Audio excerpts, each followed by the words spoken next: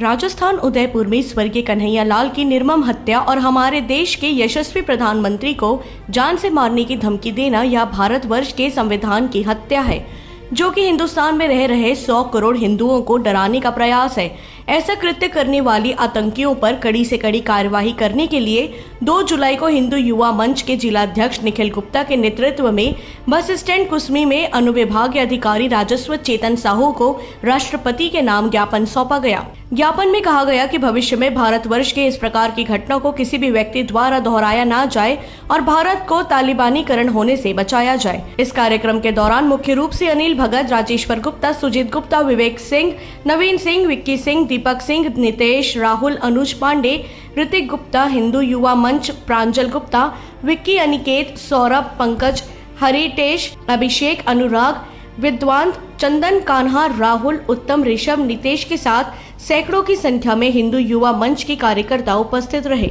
बलरामपुर कुसमी से news plus 21 के लिए राकेश भारती की रिपोर्ट।